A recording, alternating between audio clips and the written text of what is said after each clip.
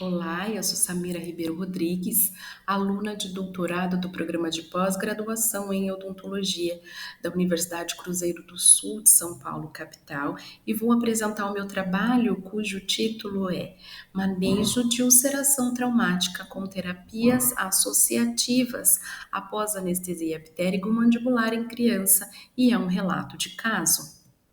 A técnica anestésica, por meio do bloqueio do nervo alveolar inferior, tem grande utilidade e eficácia em odontopediatria.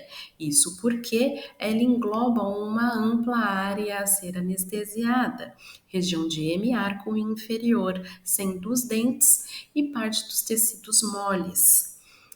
Essa região anestesiada facilita com que o profissional tenha uma segurança maior em realizar procedimentos mais invasivos e esse paciente não vai relatar um certo desconforto ou dor e vai melhorar no condicionamento do mesmo, resultando então no melhor procedimento.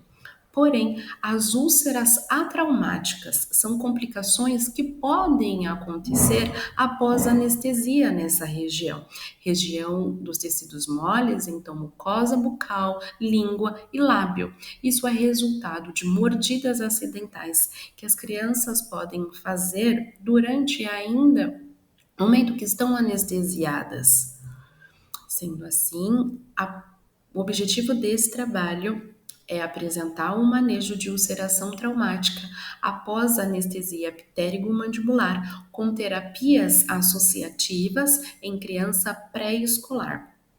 O caso trata-se de um menino de 5 anos de idade, leucoderma, que chega à clínica de odontopediatria acompanhada do seu pai. No histórico odontológico, ele apresenta experiências prévias no dentista, ausência de hábitos e na anamnese boa saúde geral, como queixa principal, dor num dente de leite. Após o exame clínico e radiográfico, observou-se lesão de cárie extensa com envolvimento pulpar no elemento 85, lesão de Furk e reabsorção interna na raiz distal, sem o rompimento da cripta do sucessor permanente. Como plano de tratamento inicial, tentou-se a pulpectomia para preservação desse dente. Para a realização desse procedimento, foi feita anestesia pterigo-mandibular com lidocaína a 2% com epinefrina 1 para 100 mil. Realizou-se então a abertura coronária para essa pulpectomia. Porém, nesse momento, observou-se a comunicação do canal distal com o periodonto. Como plano de tratamento final, precisamos fazer a exodontia do elemento. Porém, a exodontia não pôde ser realizada exatamente no momento que foi feita essa abertura coronária, porque o paciente já não mais apresentava um bom comportamento e precisávamos discutir com o pai qual seria as próximas etapas do tratamento. Mas nesse momento, a criança na cadeira, ainda sob o efeito da anestesia pterigo-mandibular, iniciou mordidas na região de mucosa bucal, língua e o lábio inferior, resultando então numa ulceração traumática extensa. Esse é o aspecto em que ficou o lábio da criança após essas mordidas.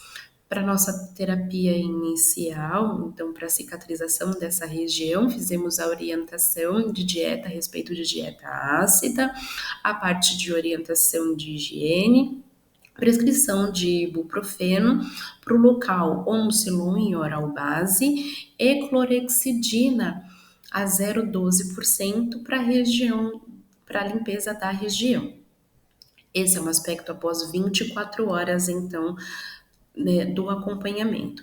Para melhora nessa cicatrização, foi utilizada a laser terapia, utilizando o laser da MM Optics com 2 joules ao redor de toda a lesão e áreas mais pontuais onde parecia estar mais profunda.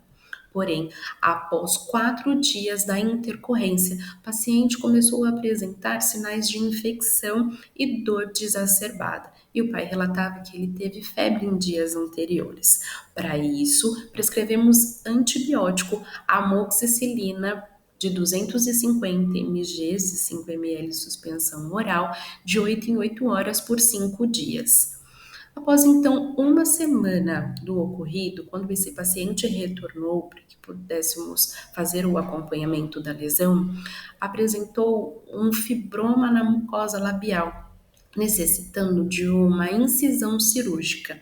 Aproveitamos então o momento que ia ser feita a realização da exodontia do elemento 85 e fizemos então a incisão cirúrgica, que foi feita a remoção total dessa lesão, necessitou de sutura, onde estava um pouquinho mais profunda, e para melhora dessa cicatrização, a fotobiomodulação também foi utilizada novamente.